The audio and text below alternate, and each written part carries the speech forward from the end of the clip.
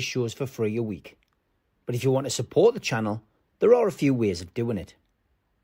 Hit the like button on each live broadcast or video. This helps the channel grow. Hit the subscribe button and select the all notifications options. Hit the thanks button to buy a super sticker. You can do this on the live chat too.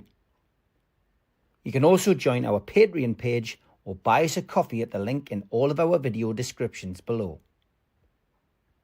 We are also looking for sponsors. If you want our latest advertising rates and how you can get involved, then email John at nufcmatterspodcast1892@gmail.com. Thanks for watching.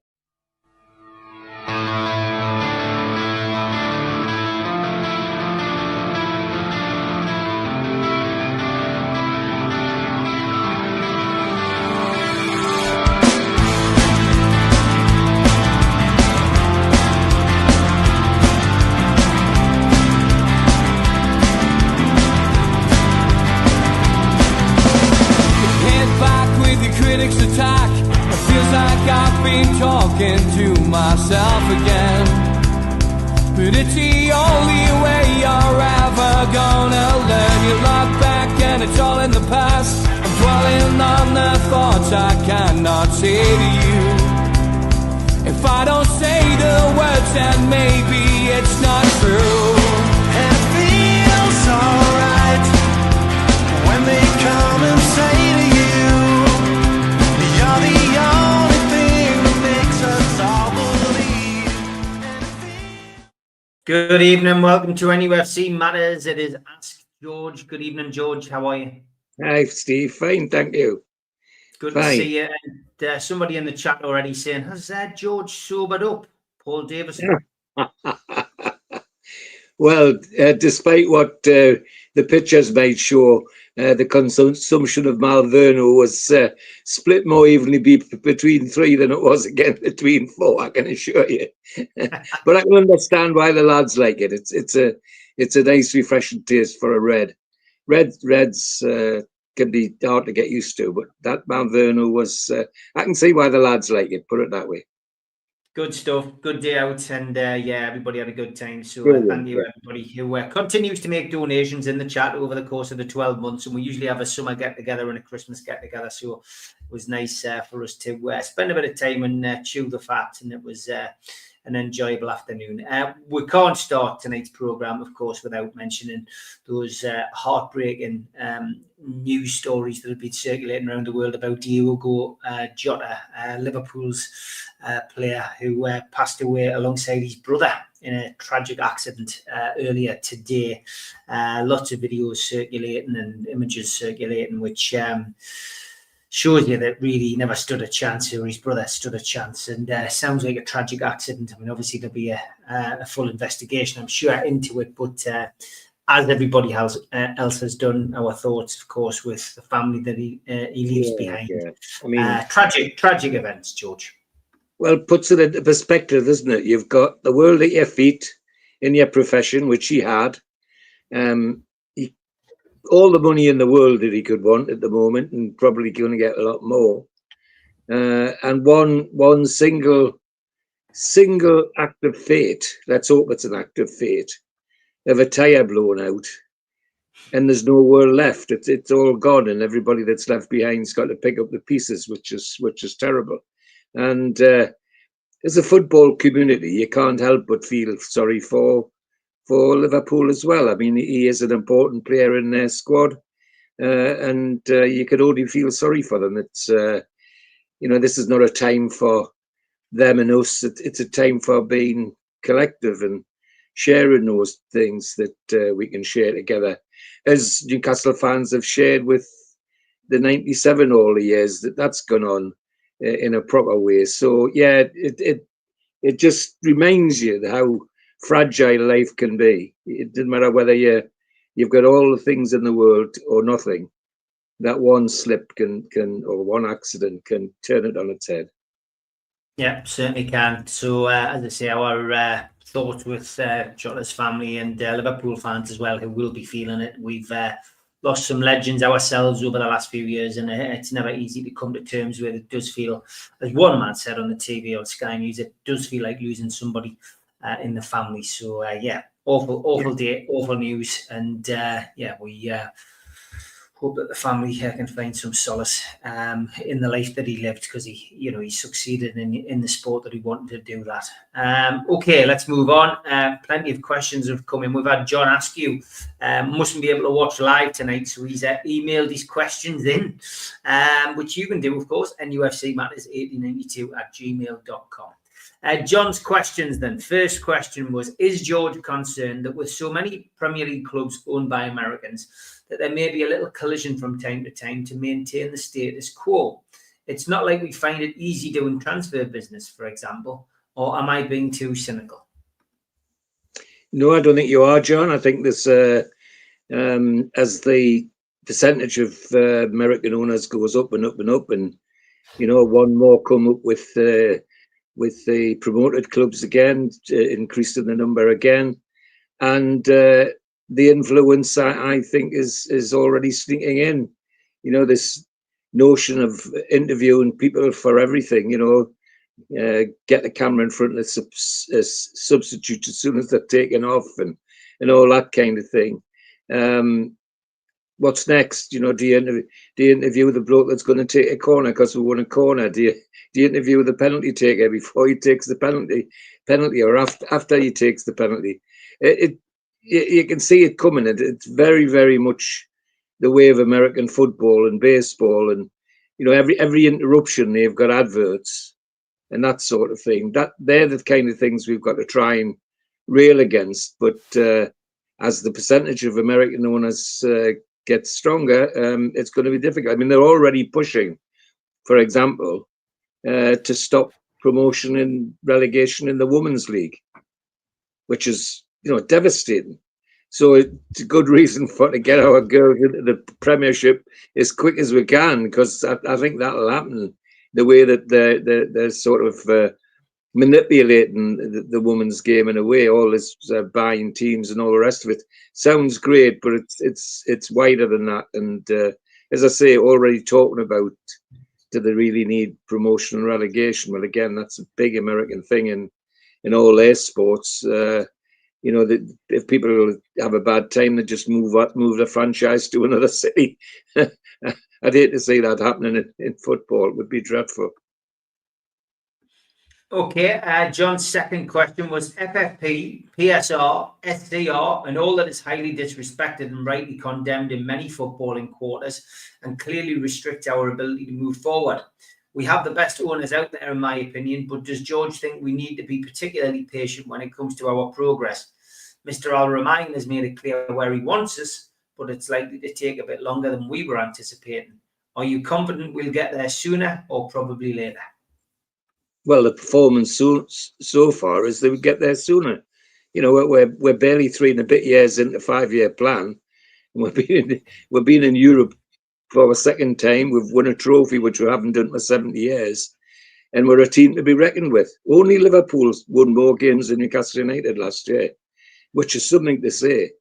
I think we have to have a little bit of patience, but every day that passes, something else happens that looks like it's another nail in the Premier League's coffin in terms of all these things.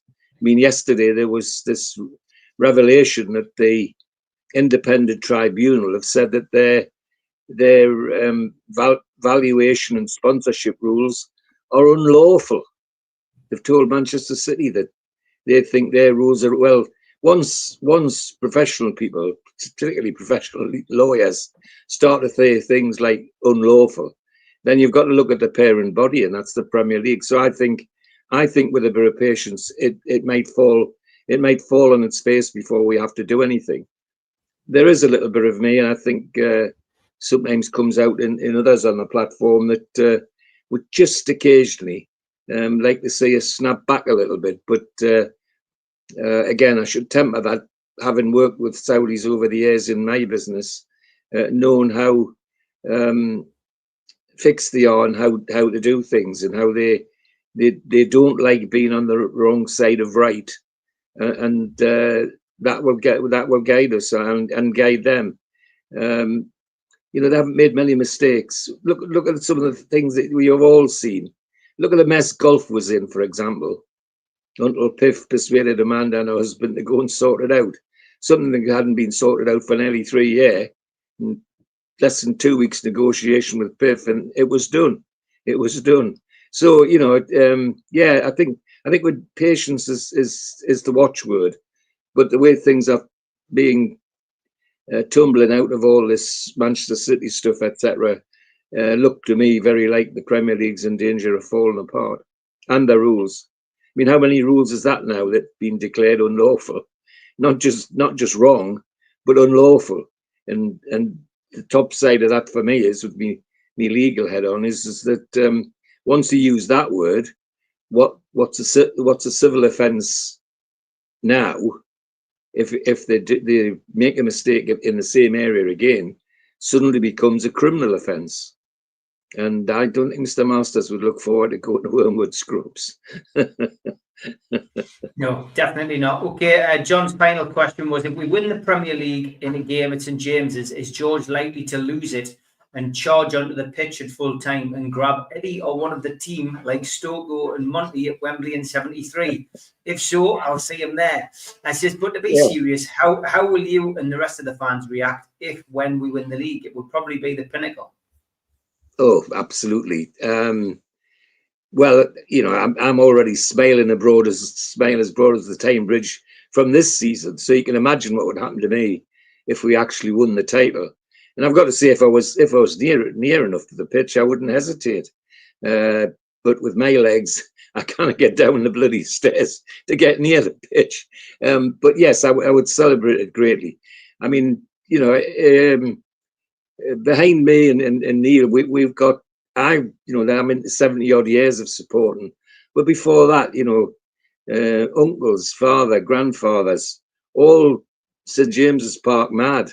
You know, it was where we went. It was where the family went. And even going away on away trips, the whole family went. You know, they used to book a Holland's bus from Wall's End and go all over the country to watch away matches, and it was just. It's in my blood, and so you can imagine. You know, I might even cut my own wrist to make sure I do bleed black and white. but yeah, it would be tremendous. Yeah, and I loved our celebration party after the Carabao Cup, and had a privileged place to watch the parade go down Gallagher, and. Let's have some more of that, you know. On the other hand, having seen similar things in the 60s when we won the cup, we know how to have a party. Well, imagine the party there'd be if we actually won the Premiership. Can't wait. Is the answer, John. Yeah, let's bring it on. Bring it on. Okay, Alan Little, good evening. He says, a question for George. Favourite away ground, George? I like the old style stadiums, so Highbury and the Dell were two of my favourites. What's George's favourite? Oh, Highbury was one of them. And the one which, of course, gets no mention now other than for sad reasons was Hillsborough. Used to be a stadium I used to like to go to, because wherever you were in Hillsborough, you could always see. There were some stadiums you went to, and away fans were put in places where you could hardly see. Well, Anfield and Goodison were two of the worst. You know, if you've ever been in that away, a top tier away bit at Goodison, you're guaranteed to have a girder or a wooden beam in front of you, and not being able to see. So yes, Highbury was one of them. I'm trying to think where else. One of the smaller ones that I've only been to once, and that was Ipswich. Ipswich is a tidy little ground, a nice little ground. But Highbury was, you know, you see, I come from the days of when Arsenal were the Arsenal. You know, it didn't just say Arsenal; you said the Arsenal, and it had those marble mosaics in the entrance hall and all that sort of thing. Yeah, so it was good, and it was a good ground where you could see everything as well. Okay, we had another question from Alan. He says, what is George's favourite away kit? I'm loving this new third kit, the first tune kit with an Adidas trefoil. My favourite has to be the first maroon and cream hoops from the Entertainers, but does George have a favourite away kit? I've got to say that the one you mentioned, the maroon and hoops, the first one, that was a surprise and a pleasant surprise. And the way it was decked out with a nice collar and all the rest of it. That was good. And then, if pressed, I've got to say the one which would push it a close second, if not be equal, was when we chose to wear the Brazilian style colours, the yellow shirt and blue shorts. I thought that was a tremendous strip as well, and I think we looked good in that strip actually. What do you make of this new one, the third strip that's come out? Quite nice, isn't it, as well? Oh, absolutely superb! Yeah, looking at people wearing it on the various platforms and on Facebook and all the rest of it, and it certainly attracts the attention, because guess who bought it on his way through the airport yesterday? So I suspect you'll see that on Friday or next time that we're. Yeah, I think you'll have a special top ready for Friday. I've had it. Oh yes. Sorry. Well, yes. Well, he's got the other away. He's got the other away thing as well, because he bought his on his way through the airport. It was cheap in JD Sports. Barry says, George, can I ask you what you thought of Frank Brennan? I've read so many books which describe him as the rock of Tyneside defence. What were him and Harvey like playing together? Immense, gentle giant, Frank Brennan, but don't cross him, particularly on the pitch. And him and Harvey together were hard as nails. I think I've mentioned before, when if somebody was having a go at one of our players, usually Bobby Mitchell on the left wing, because of his twinkle toes, fullbacks would try and kick him out of the game.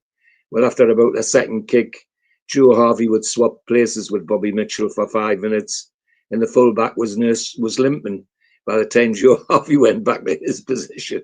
And Frank Brennan was just a rock, just such an immense guy. A lot quicker for a big man than people anticipated. Off the pitch, what a gentleman. What a really, really nice guy. I have a personal story about Frank Brennan. You've heard it, Steve, but I'll repeat it for those that haven't. In my school, we were going into the County Cup, and our coach and teacher was Alec Tate, who was centre forward for Newcastle in those days, and had just scored a hat trick against the Mackhams. And Alec decided he wanted new strips for the team to play in the County Cup final, but the school didn't have enough money, so he went up to St James's Park to see Stan Seymour and see if he could get a discount. And well, long story short, Seymour gave him a flea in his ear, and he was going out to St James's Park, and who should be coming in but Frank Brennan, who had just opened his sports shop, much to the chagrin of Seymour, on Gallagher. And Frank had said to Alec Tate, "What's the matter, Alec? Well, you don't look very happy." And so Alec explained what had happened. So Frank wrote a little note on a piece of paper and said to Alec Tate, "Take that into the shop and tell the manager I've sent you." And before he left the shop, he had a whole set of kit, black and white stripes, top to bottom, silky shorts, black and white socks, the lot, from goalkeeper to outside left, 1 to 11, for free from Frank Brennan. So that's an example of what Frank Brennan was like. Very generous, very, very gentle giant. Fantastic. Thanks for sharing that. Next question. Question for George is from Tom. He says, which pre-season friendly game are you looking forward to, George? Do you go to the pre-season games, George, the Salah Cup, or is it a bit of a, is it a bit of a damp squib? And a bit of a damp squib for me. If I was going, I would go to the Atletico one. Is the one to go for, I think, because there are clear connections now between the two clubs. I think with the various transfers we've made and other contacts. So if I was going, that's the one I would go for. The last one that's just been added to the end. Who on earth's that again? I'm not sure, George, to be honest. Who we're playing, because we're not.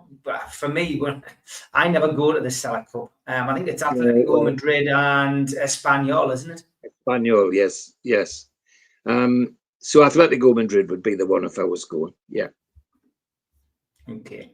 Barry, keep the questions coming in. We're down to our last two, folks. George, which player would you like us to sign? Oh, which player would I like us to sign? Well, I've got to be honest and say that the one I was hoping we might sign in terms of centre-back was the lad from Bournemouth, but he's trying hard to sell himself to Real Madrid, Hussein, or whatever they call him. He is such an intelligent player and such a young player, and a really big centre-back, really clever centre-back. So if I was had the money and wanted to get involved, that's who I would go for. But there are others around. I mean, there are one or two Italians. We don't know if they're looking. One or two Italians who are getting a mention on Barry's list, I suspect, who would be an interesting add-on to the squad that we've got.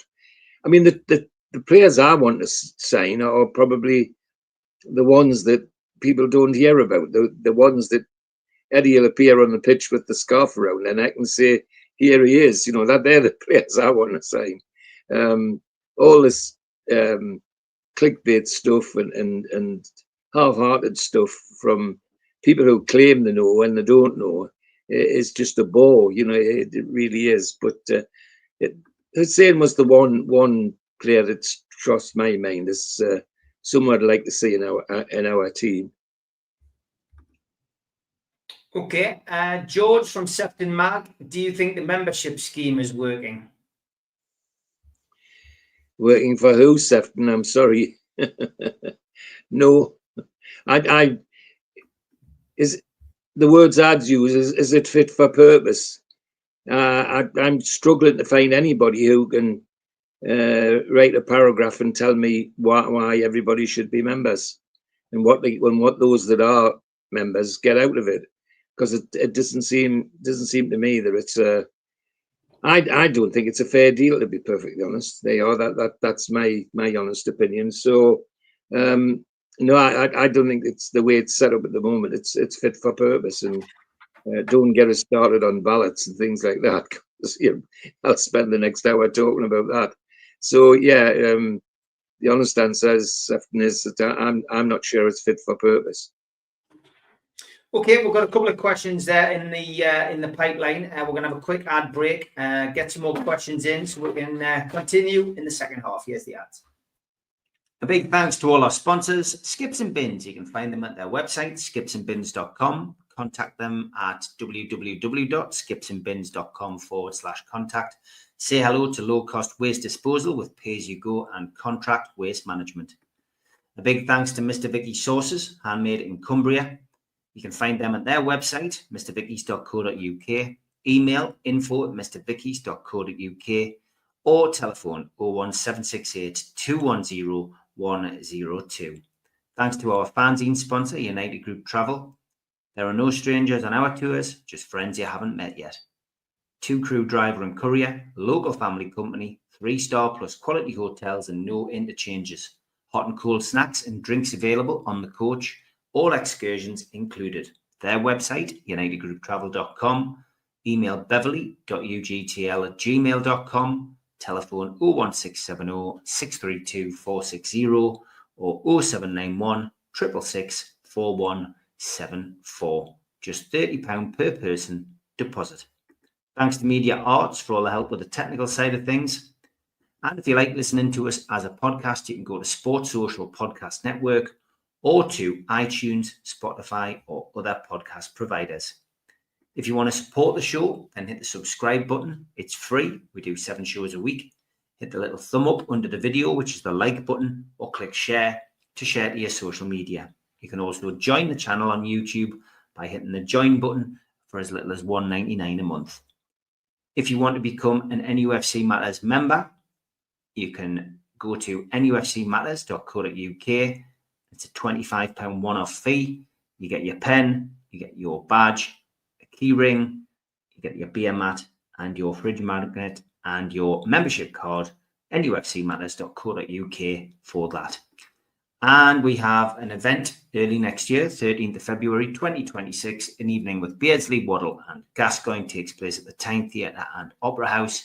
To buy your tickets for that event, go to the box office 0191 243 1171 or Tyne Theatre and Opera House.uk. Okay, welcome back to Ask George. A couple of things. I am finally wearing one of the T-shirts. New Workwear have agreed to do our T-shirts. They're just black. We've got our old badge on and we've got our new badge on. So this is obviously the new one that we proudly advertise the show with. You can get them on the website, nufcmatters.co.uk if you want one. The fanzine has arrived. So the fanzine is busy being posted out. I've managed to post 150 of them today. The rest will go out tomorrow. They've all got the correct postage on, which is very important if you want the magazine to get there. So thankfully, the post office have sorted out their issue and they haven't made the same mistake twice. So that is the second bit of good news. We do have as well an event coming up at the end of July. It is a League Cup final replay at the Irish Centre. It is free entry and tickets are going fast. There's only 100 tickets available for this. And we're going to have an NUFC Matters get together. Basically, there'll be a couple of raffles, of course, on the night to raise a few quid for charity. There'll be a merchandise shop there as well. But the good news is, if you went there to come along to see the League Cup final again with the NUFC Matters crowd, you have 100 to 1 chance of winning a replica Carabao Cup medal in a nice montage. So get yourself onto the website, nufcmatters.co.uk. And if you want to come along to that event, you have a chance of winning that medal. We've also got a few bits and bobs on the site. We've uploaded some stuff to sell. Signed Dan Byrne and Alexander Isak Carabao Cup final shirt. We've got some Anthony Gordon semi-final shirts as well for sale, and a few mixed pictures of different rounds of the Cup, and of course the infamous final. So plenty to get your teeth into on there. And speaking of the fanzine, please get yourself on the website as well to pre-order the 4 fanzines for next season. £25, which includes postage. All proceeds going to North Tyneside's Age UK Dementia Charity. So please get behind that again if you can. Okay, next questions. We have a few. George from Barry, he says, after your experience in football, did you ever fancy being a referee? No, it's the one thing that never attracted me. Although I had, one or two school friends who took it up at the highest level. I mean, Ken Redfern was the local referee that got right to the Premier League, and he used to sometimes encourage me. He was a friend of Peter Kirkley, who used to be the Newcastle development manager, and he used to say, "Well, why not do this?" But at the time, I was busy studying and trying to qualify professionally, which was taking up a lot of my time. And once I got past a certain age and in doing that referee never really entered my conscience as a thing I would want to do. I always used to question whether I would have the temperament, to be honest. I suspect I would, but I'm a terrible loser. As my dear wife and my dear mother would tell you if you were here. They only came to see us once and I wouldn't come anymore. My mother used to tell people, him on the pitch, that's not my George out there. And my wife followed suit. So whether I would have the temperament, I suspect I probably would. I've 30 years as a magistrate, so it's something similar, I suppose. Okay, question from Ian. He says, George, do we need to break our wage structure to keep our star players? I think that's something that's, I'm sure in the, I'd be amazed if our owners aren't looking at that already, because there are some serious issues around that. I mean, you look at players. Well, look at our top star is Alexander Isak at the moment, and you look at what he's getting compared to the likes of Rashford and others who it's questionable whether they're worth the sort of money they've been getting. But if our chairman wants us to be number one, well, sooner or later they're going to have to bite the bullet and decide just what is our wage structure. Because the first time they bring somebody in who's, well, imagine if we brought in Mbembo and given him what he was asking. Well, he had a bit of queue at Derry House door, on the Monday morning, asking, well, okay, if he's got that, where's ours? But I'm quite quietly confident that they're the kind of things that our owners will be looking at very closely, under advice from Eddie and others in the club who are involved in these things. Because, but it's also tied into all these other financial issues around BSR and sustainability, etc., etc. I'd hate us to be in the position of Aston Villa. 96% of their revenues being going out of the club on salaries. That's unsustainable. That's worse than Leeds were when Leeds crashed out of the old First Division. So it's something that's got to be considered. But I'm sure Piff will be looking at it somewhere with an eye on where they go. They're breaking records in other places as well. I mean, everybody thought that the Saudi League was just going to be a joke. Well, some of the teams aren't joking. I mean, look how they've performed in the World Club Championships. Ask Manchester City how they've performed. So. I'd be amazed if they aren't already thinking about it, but with the limitations that we've got. John Football Mad, good evening. He says, does George remember the hoop socks in the 70s? They were my favourites. Yes, I do, and I like those as well. I thought, for example, people like Supermac look great with those on. I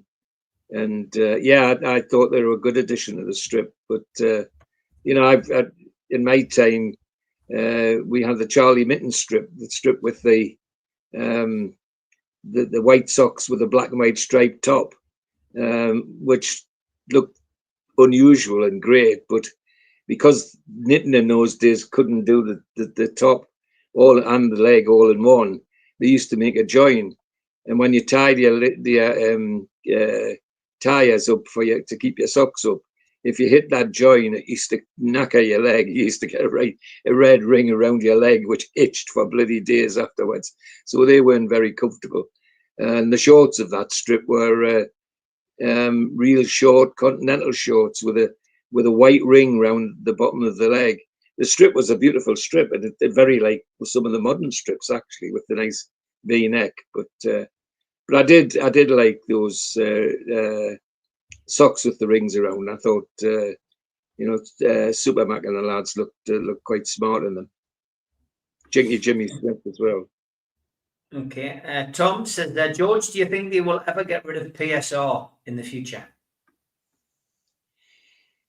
I hope so, Tom. But as I say, every time there's a little bit of somebody divulges something out of the Manchester City thing, it's another nail in the coffin for PSR. So many bits of it now are being declared, not just declared bad or wrong, but they're using words like unlawful. So I think, yes, I think it will die the death. And it will die the death because the people who were keen to jump on the bandwagon and stop us have now suddenly found themselves in the midst of it all. Aston Villa, Nottingham Forest, Everton, you name them. And I think Leicester, I think they would all be queuing up to get rid of it now. It's on its way, but it may be, that they're waiting to see what the actual final decisions are about the Manchester City thing. But I think one of the things that will come out of the Manchester City thing is that the PSR rules will die the death. Okay. Where do you get your positivity from, George? Oh, positivity. It's about being a fan. I truly and honestly support my club, and win or lose being the same. I mean, I'm not one of these who goes home at 10 minutes before the end because we're losing. You know, I stay to the bitter end to try and get my team over the line if I can. I've always been like that. I think it goes back to what I said when I played. I'm a hell of a bad loser when I'm playing. There's only one thing that needs to happen when I'm on the pitch, and that's is we win. Yeah, it's ingrained as well. Bear in mind, I lived in a household where when my father was in the RAF, I lived with my grandmother, with my mum and my grandmother, my grandfather, and three brothers, all in a two-bedroomed house, incidentally. So it was tight squeeze. And football was the topic at breakfast, dinner, and tea. And it was all positive stuff about Newcastle, very rarely negative stuff. The only time there was any real negative stuff was in the 50s when we won the cups, because my two uncles had it in their mind. And I think when I look at the records now, that they threw the league away to win the cup. And in 51 and 52, if you look at the league record up to the semi-final, we could easily have won the league. In 51, Black against Blackpool, that year, if we'd just won 2 or 3 matches more than we did, the title would have been ours as well as the cup. And there was a sneaking feeling in our house that the lads sat back in the league to make sure they got that place at the final at Wembley. Now, you know, that's just opinion. But even that was, it was a positive thing in the sense that they too wanted to see the win the cup. And the other thing is, whenever we went away, like I say, we went on a bus went on a bus to these away matches and did all those things together. They're always happy trips, you know, always expecting to win. And on the way back, there wasn't any nastiness if we didn't pull it off. Just, you know, enjoying what would then enjoy the ground and so on. So I mean, positivity is ingrained, I'm afraid, and I refuse to be down too much on Eddie and the players and so on, because I reckon if we can breathe a positive thing from the stands, it'll filter down to them as well, and I think it does already. That they know exactly what the Geordies want. Eddie now knows what the Geordies want, and that's a very positive thing, and that just suits me fine.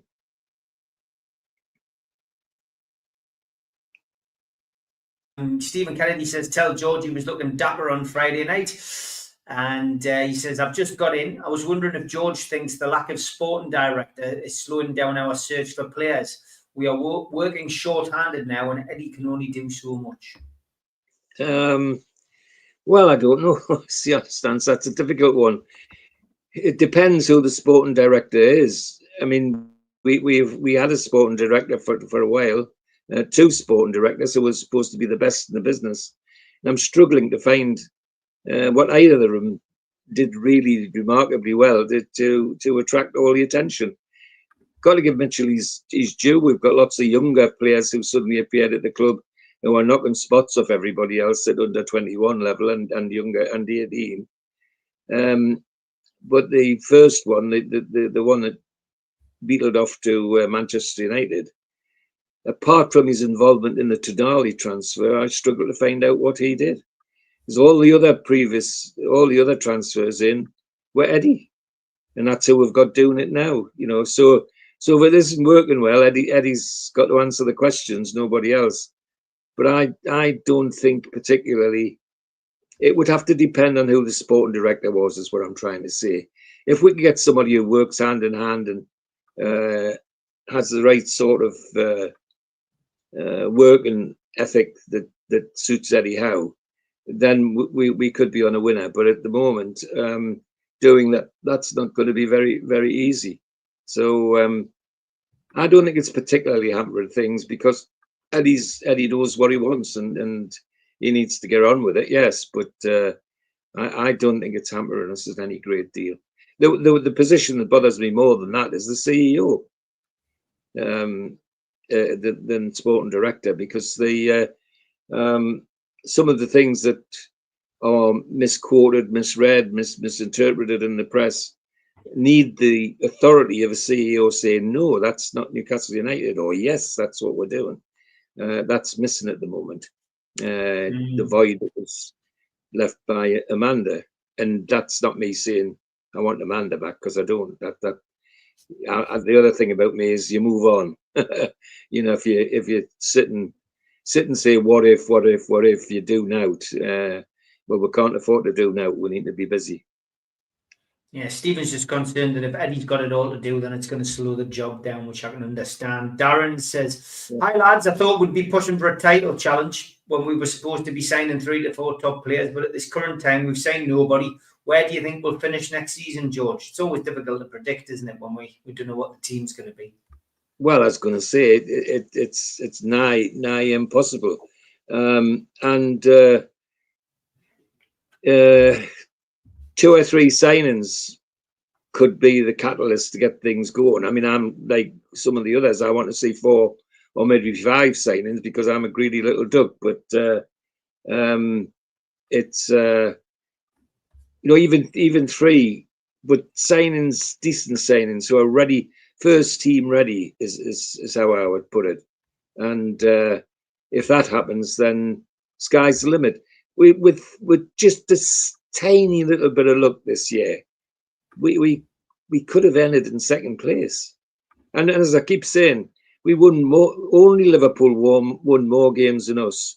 And if you look at the games we lost, particularly the home games, Bournemouth, Brighton, Fulham, they were 3-pointers for us. If we won them, we would have been pushing Arsenal all the way. In fact, even Liverpool. Ian Brownlee says, George, do you think anyone will break into the first team from the under-21s next season? Well, I haven't seen them recently, but what I'm hearing is that the young Australian who 2 years ago came with a big fanfare and spent a year in Scotland kicking his heels at Hearts, apparently is pulling up trees again in the under-21s. So I wouldn't be surprised to see him suddenly appearing on the bench occasionally, if not more, because at international level he's started to do quite good things again. There are a couple of young defenders, young Irish lad whose name escapes me at the moment. Neve. Yes. Sean Neve. They're keen on him breaking through, I think, on the thing. They've got bright hopes for him. Yes, he's looking very, very promising, and that would be great. But I think we may get 1 or 2 surprises because they're 1 or 2. And I haven't given up hope on Harrison either from Manchester City. I do think that Eddie sees something in that lad, and the way he's been playing in under-21s this year, he's certainly digging his way through. So there are 1 or 2, maybe 3 or 4 who could find themselves on the bench regularly. Yeah, certainly hope that there's 1 or 2 coming through. Tom says, are you confident Isak will sign a new contract? Yes, I am, Tom. Everything about the body language of that lad when he talks on video, you see him at the training ground. But I have to say this is true about most of our squad. I like the dressing room vibe at the moment. How they all gel, with taking the mickey out of Dan Burn, and he takes the mickey out of them, and the way they do all these crazy games that Eddie's got them doing. These head tennis things and throwing an American football into a net and all that kind of thing. They do all sorts of things, and you can see they're clearly enjoying each other's company. And on some of the videos I've seen, some people would say that Will Azula looks like a bit of a lunatic, yet he's so popular. You can see the way all the players, rib him and take him, take him to a side and talk to him and have a go with him. That kind of atmosphere is Isaac's place. You can see he joins in all that. You can see he likes all that. And when he's asked anything at all about Newcastle or as a team or all the rest of it, he's always very positive and very erudite as well. So I would be amazed if he doesn't sign a new contract, and doubly amazed if it doesn't happen sooner than people think, because everybody keeps saying, "Oh, well, he's got 3 years to go." I hope that Piff have got that started already. Never mind 3 years to go, because the effort he put in last year and the goals he scored were tremendous and real quality. So we want that quality to stay. So I think he will sign another contract. Be very disappointed if he didn't. Yeah. Stephen Kennedy says, what was the problem and hoo-ha over the new strip launch video? Well, it was simple, Stephen. They put a version of a Japanese flag in, which they deemed could be offensive. A lot of people thought it was the Steve Bruce thing, but it certainly wasn't that. It was the flag. Sadly, Les has said the flag was similar to the rising sun flag of Japan and is offensive to South Korea. So, yeah, it's all done and dusted now and sorted. Phil Scott says, which Northeast personality do you have the most time for, George? Jimmy Nail, Sting, Kevin Wheatley, Anton Deck? Anybody spring to mind? Oh, Kevin Wheatley would be my favourite, largely because I have a connection with Kevin Wheatley. He's the people that rub me the wrong way are people who are professional Geordies. They're Geordies when they've got an audience. Other than that, they're nowhere to be seen. Kevin Wheatley's taken part in lots of major cinematic things, but he's saved some of his best work for things that are located on Tyneside and about Tyneside and taken great part in that. I'd say I have a personal connection, and that is because his father, Commander Wheatley, he was a lieutenant commander in the Navy, was secretary of the Northeast Coast of Institution of Engineers and Shipbuilders. And when I was a young man, I joined that institution and used to go to their meetings and became quite, I'll not say friendly, but quite well known to Commander Wheatley. So I was delighted when, in later years, when I realised that Kevin was his son. And he never forgets where he comes from. That's one of the best things I'd say about him. So yes, Kevin Wheatley. Stephen says, my favourite outtake ever was Kevin listening to the Toon game with a transistor under the covers and jumped up when we scored. Yeah, infamous scene. It is in. But Gary says, George, from all the great memories and achievements that you have had in your life, which is your most precious? Oh, wow. Now you're asking something. Well, it's got to be a very personal thing. Oh dear, there's so many I could choose, but the one that sticks out was the afternoon in Buckingham Palace when the Queen put the CBE round my neck to say thank you for the work I'd done for the government. I can't pretend that wasn't great, because there's a video of it, and when you look over my shoulder when I'm getting my CBE, sitting behind me is Neil's wife, and my wife Marjorie behind me, sitting in the ballroom in Buckingham Palace. So as it happens, my CBE is within reach. Would you like to see it? Yes, please, George.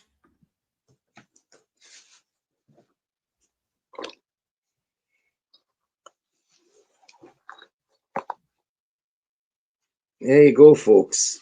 That's what a CBE looks like. Wow. Amazing. So you can imagine that's quite high up on the list of things I've done, which have been very special. And, well, it's not planned. Somebody asked the question, mate. Yeah. So there we go. Yeah. Amazing stuff. You've impressed everybody in the chat there, George. I know you're a very humble man, but yeah, Tom says amazing. Well, wow. I'm not very often do I show that or admit that I've got that, but unless I'm wearing it, of course, and people ask. But yeah, that was a great day. You know, some of the work that I did was all voluntarily, and people quite often say, why did you do it? Well, I enjoyed it for one thing, but while I didn't get any money out of it, any wages or anything like that, that thing I've just showed you made up for it all. Sir George to me, says Paul. Dave says he's got to be referred to as George Mitchell, CB here from here on in. Great stuff, says Mick. And Newcastle have their very own CBE this summer. Can't buy a Langer, says Mark Byers. Yeah. Nice one, Mark. Great question, Gary, and I bet you didn't expect that answer anyway. Well, you're talking about Elanga, and I'm talking about the vibe in the dressing room. Elanga's on holiday with Will Azula at the moment. Yeah, he is. Yeah, you know, I mean, yes. Les says that, ask George, was Billy right at Geordie? No, very much a guy from the Black Country, from the Midlands, and a lovely man, and have the pleasure of meeting him. Playing for the juniors, the Ends, the nursery team.